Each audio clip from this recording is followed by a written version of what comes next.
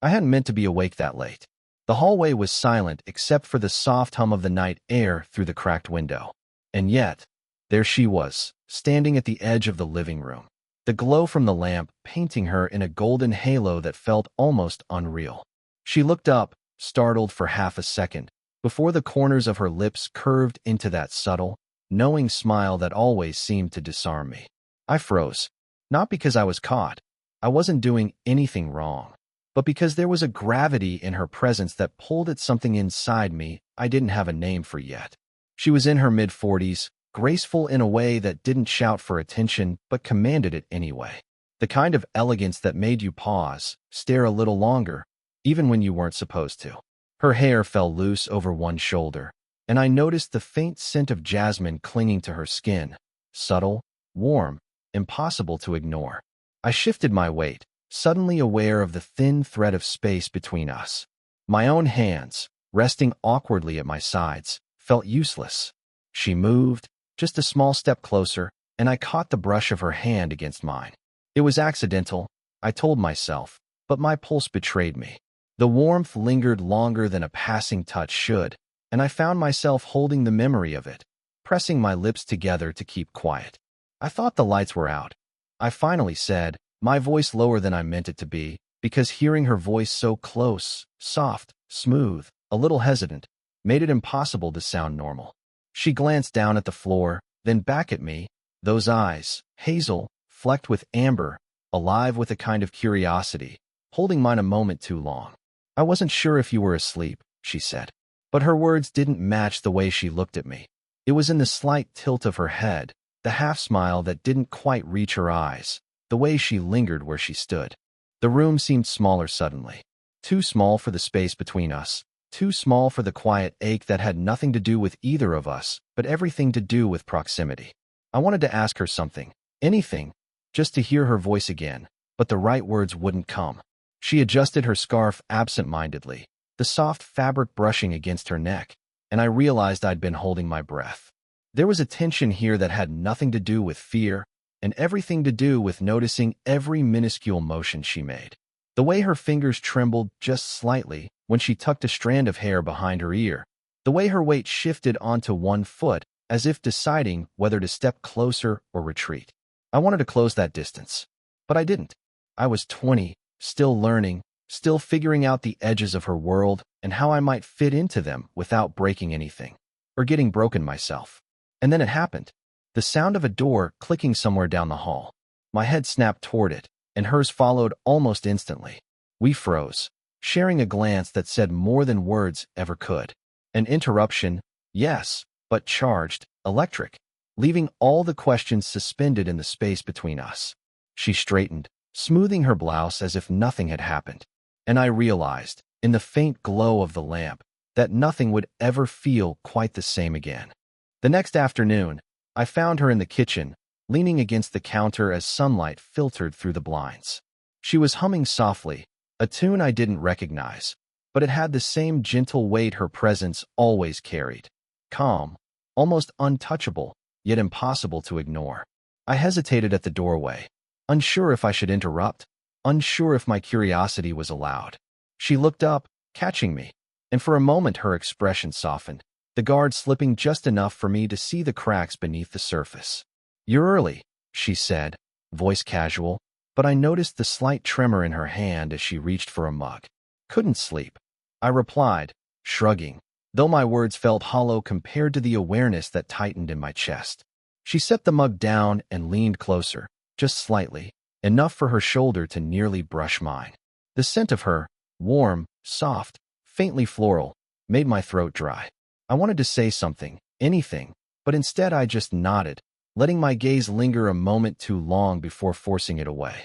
I'd started noticing the little things, how she sometimes stared out the window as if lost in memory, how her fingers twitched when she was anxious, how she always carried herself like she'd survived storms I could only imagine. She was confident, yes, but also quietly vulnerable, and I found myself drawn to that. I wanted to step closer, to touch that softness, yet I was painfully aware of the lines drawn by society, by years between us, by the walls we both kept erect. She caught my gaze again and held it. "You're very quiet today," she said, teasing lightly, but I caught the flicker in her eyes. A curiosity, maybe something more, that mirrored my own hesitation. "I just think a lot," I said, trying to sound casual, fumbling for something neutral. She smiled, understanding, but there was a tension in the air, as if every glance, every half-step toward one another, could tip us into something neither of us were ready to name. Her hand brushed mine as she moved past, deliberate or accidental, I couldn't tell. My chest tightened. She noticed, of course. I could see it in the faint lift of her eyebrows, the slight pause before she stepped away. There was an electric hesitation there, one that neither of us would speak aloud. We lingered like that, 2 steps close, 2 steps apart, suspended in an unspoken understanding that we were walking a line we weren't supposed to. Yet, in that tension, there was connection, recognition, perhaps, of something rare, unplanned, delicate. When she finally turned, her fingers grazed the back of my hand. A whisper of contact, barely noticeable, but it left a warmth that radiated through my chest. I didn't move away. She didn't pull back completely. And in that fragile, suspended moment, something unspoken passed between us. Acknowledgement of desire, of risk, and a bond that neither words nor reason could yet define. The rain started softly, tapping against the window pane as if marking the rhythm of the night. I sat at the edge of the couch, pretending to scroll through my phone, though my attention was entirely on her. She moved with her usual quiet grace, crossing the room to adjust the lamp. Every motion pulled my gaze like gravity, the curve of her neck, the tilt of her head, the faint catch in her breath. She glanced at me, almost shyly this time, and I noticed the subtle rise of color in her cheeks. My own pulse jumped in response, though I tried to keep my face neutral. Then the sound of a key in the door made us both startle. My mother, or perhaps one of the neighbors, I didn't know. But instantly, the charged bubble we were suspended in shattered. Her hand twitched toward mine instinctively, only to retreat just as quickly. That hesitation, that pull and release, twisted something inside me I couldn't name. We stayed frozen, listening to footsteps in the hall, pretending casual. Her proximity was torture. The air smelled faintly of her perfume mixed with the rain outside, jasmine and wet earth, and it made my chest tighten, my stomach flip. I wanted to reach for her hand again, to let her feel the same electricity I felt, but the sound of the door closing kept us tethered to reality. When the hall went silent, we exhaled almost at the same time. She didn't move away this time. Instead, she lingered closer than before, so close I could feel the warmth radiating off her shoulder, the subtle brush of her hair against my arm. My heart thumped, loud and clumsy, and for a moment, I imagined leaning in, close enough to hear her inhale, close enough to touch lips that I'd never imagined touching. But the thought ended in a sharp, conscious retreat. I didn't mean to startle you," she said softly, her voice trembling just enough to betray calm she didn't feel. "It's fine," I replied, though my hands were tight in my lap. "Really?" My eyes stayed on her, tracing the line of her jaw, the gentle curve of her lips, the hesitant way she kept her fingers near mine without touching. There was a silence that stretched longer than comfort allowed, filled with unsaid words, stolen glances, near confessions. I wanted to ask something, anything, to bridge the gap, but the weight of what could happen kept me mute. She moved a step closer, and I caught her scent again, more pronounced, intoxicating in its quiet intimacy. She didn't pull away, and I didn't step back. The space between us narrowed to inches, enough to feel her warmth in a way that made the world outside disappear. Our eyes locked, and something unspoken passed, desire, hesitation, and a shared understanding that this closeness was dangerous, irresistible, and entirely unavoidable. And then she brushed against my arm again, slower this time, lingering, and I felt it, the pull stronger than ever, a magnetic tension that neither of us would resist for long. The apartment was dimly lit, rain streaking the windows in silvery lines. I could feel her presence before I saw her, the air thick with the warmth she carried. My chest was tight, my hands restless, and for the first time, I realized I couldn't pretend anymore. She was standing by the sofa, leaning slightly, as if unsure whether to step closer or retreat. I wanted to reach for her, wanted to tell her what had been lodged in my chest for weeks, but the words caught in my throat. I don't know if I should say this. I started, my voice uneven. She tilted her head, waiting, curiosity mingled with caution in her gaze. Say it anyway, she whispered, a tremor in her voice that made my heart lurch. I took a careful step closer, and she didn't move. Her hair brushed my cheek when I leaned just slightly, and I caught the faint scent again. Jasmine, rain, something uniquely her, and it nearly unmade me. My fingers itched to brush the stray strands from her face, to tuck them behind her ear, to feel the warmth of her skin against mine. I can't stop thinking about you, I admitted, the words trembling but urgent. I know it's wrong, but I can't, it's always there.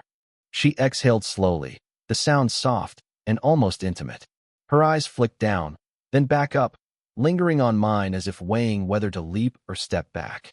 I felt it too, she said, voice low, and the world narrowed to her eyes, her lips, the quiet pull between us. Her hand moved, slow, deliberate, toward mine. I froze, heart hammering, then let it happen. Our fingers touched, not just brushing, but threading together in that hesitant, electric way that made me aware of every inch between us. She leaned slightly, a whisper of weight against my arm, and my resolve wavered completely. I shouldn't. I can't, she murmured, her lips barely moving, and yet I could hear the longing hidden in her words. I wanted to tell her it was fine, that I would take the risk with her, that every warning, every hesitation, every rule I knew could vanish in this moment. She tilted her face closer, and my breath hitched at the proximity. I could see the warmth coloring her cheeks, the tiny quiver of her lips, the way her eyes searched mine as if for permission, for reassurance, for a reason to cross the line we had circled for so long. I moved my hand slowly, brushing a lock of hair behind her ear. She shivered slightly at the contact, leaning in without resistance, her chest brushing against mine in a heartbeat that felt infinite. My own voice dropped near her ear. Are you sure? I whispered, not because I doubted her, but because the weight of the moment made everything fragile. Her lips parted, eyes half-lidded, and for a heartbeat, the world held its breath with us. I leaned closer, feeling the warmth, the tension, the pull of gravity in a way that made the air itself feel charged. And then, the sound of a message ping on my phone cut through the quiet. Her eyes widened, our momentum broken, and I stepped back just enough to keep from tipping over the edge of what was about to happen. But the electricity remained, humming between us, unspoken, unresolved, a line drawn in the air that neither of us could ignore. I thought the quiet would last forever. But then, as I reached for my phone to silence the message, hers slipped from her hands, and it landed between us like an accusation. She bent to pick it up, and our knees brushed, just barely, yet enough to make me acutely aware of her closeness again. I need to tell you something, she said, voice low, hesitant. My stomach twisted. I could see her hands trembling, clutching the edge of the sofa for support. I nodded, though my own hands wouldn't stay still. I haven't been entirely honest, she admitted, her eyes flicking away from mine before daring another glance. Someone saw us. Last week. They might have said something. The words hit like ice water. My chest constricted. My pulse raced, not with anger, but with a cocktail of fear, desire, and adrenaline. I felt her presence closer, yet suddenly more dangerous, as if the air around us had shifted, charged with consequences neither of us had fully grasped. I swallowed hard, trying to steady my voice. Who? I asked. She shook her head, biting her lower lip, and I realized she didn't want to say. My eyes followed the subtle quiver of her lips, the faint rise and fall of her shoulders, the way her hair brushed against her cheek. Every detail impossible to ignore. I overheard a conversation, she whispered, leaning slightly toward me despite the danger. Her shoulder brushed mine, just enough for the warmth to travel, a spark igniting where caution should have lived. My hand twitched, wanting to reach for her, wanting to hold her close. But the words, the risk, the situation, it all held me back. She stepped back, abruptly, and I noticed how her chest rose sharply, her breathing uneven, betraying the calm she tried to maintain. I wanted to bridge the space, but the knowledge that someone else might be watching, judging, made every step toward her feel like crossing a wire. Does this change anything? I asked softly, my voice trembling in a way I didn't intend. Her eyes met mine, glimmering with a mixture of fear and longing, and the answer was unspoken but undeniable. She stepped closer again, this time brushing past me intentionally. The heat from her body pressed against mine for a fraction longer than necessary, and my resolve slipped. My hand itched to rest on her hip, to steady her trembling, to close the distance that both terrified and enthralled me. "I can't pretend anymore," I admitted, low and hurried. "Not with you. Not when it feels like this." Her gaze softened, and she reached for my hand, fingers entwining with mine. The simple contact, firm, intentional, electric, made the risk tangible, immediate. We stayed like that for a heartbeat, suspended between fear and desire, knowing the world outside could shatter this fragile moment. But neither of us moved away. And then she whispered, almost audibly against my ear, "Then let's not wait." It was a decision, a push, a promise, and the room seemed smaller, closer, hotter. Whatever came next, the line had been crossed. We both knew it, and neither of us would turn back. The rain outside had slowed to a soft drizzle, but inside, the air felt heavy, charged, like it could ignite at any second. She stood a step away, close enough that I could see every detail. The curve of her jaw, the slight tremor in her fingers, the way her lips parted ever so slightly when she spoke. "I don't know if we should," she murmured, voice barely above a whisper. Her eyes searched mine, half fearful, half hopeful. I could see the hesitation in her, the walls she'd built over decades, and yet the pull toward me was undeniable. "I know," I said softly, stepping closer until the distance between us was measured in inches. My hand hovered near hers, and she didn't flinch. The warmth of her presence pressed against me, a quiet insistence that left my chest aching. Her breath brushed my cheek, subtle, intimate, and I felt the tension snap inside me, the weeks of waiting, observing, longing, all culminating in this suspended heartbeat. "Then what?" she whispered, almost fragile, yet daring me to answer. "Then we stop pretending we're not drawn to each other," I said. My hand finally found hers, entwining fingers, and the electricity of contact made her shiver. She leaned slightly into the touch, a gesture both tentative and demanding. The closeness was intoxicating. I could feel her pulse against mine, hear the faint catch in her breath, the subtle rise and fall of her shoulders. We moved together without planning it, a step, a pause, a tilt. Everything delicate and messy, perfectly human. Her forehead rested lightly against mine, our hands still linked, and the world outside the apartment ceased to exist. There was no judgment, no age gap, no fear of gossip, only the immediacy of desire and the fragile honesty we'd been avoiding for weeks. "I've tried to fight it," she admitted, voice low, trembling slightly. "But I can't. Not anymore." "Neither can I whispered back, fingers tightening around hers. The tension didn't vanish. It transformed into something tender, fierce, undeniable. For the first time, we were fully present with each other, without walls or excuses. She tilted her head slightly, a question in her eyes, and I saw the same reflection of longing I felt mirrored in her gaze. I could feel her heartbeat through her hand, through her subtle lean, and in that moment, I understood her completely, her fear, her desire, her vulnerability, and her courage. We didn't rush. There was no need. Every inch of space closed was deliberate, every glance, every tremor of a finger, every shared breath a declaration. I pressed my hand lightly to her face, feeling the warmth of her skin beneath my palm. She leaned into it, letting the tension dissolve into quiet intimacy. And then we stopped, just for a second, simply holding each other, aware, alive, messy, and human. Everything else, the rules, the risks, the outside world, faded into irrelevance. We understood each other fully, in a way words could never capture. The choice had been made. Desire had won.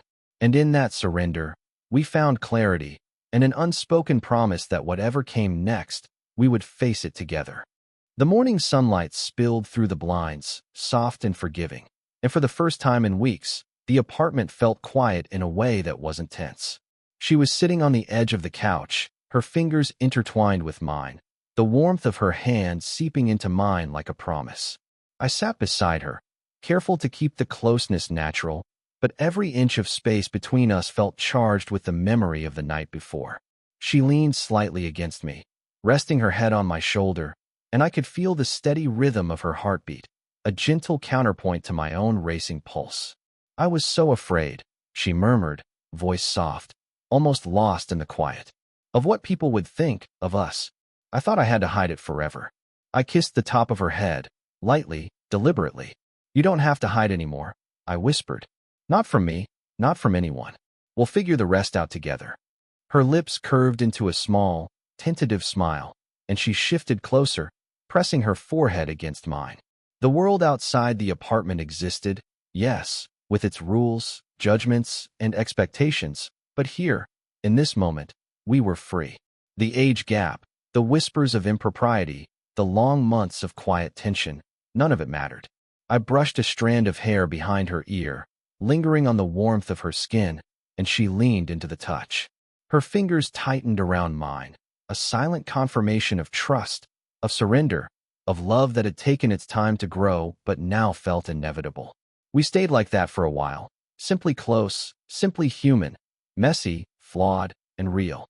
Every hesitation, every stolen glance, every unspoken longing had led us here.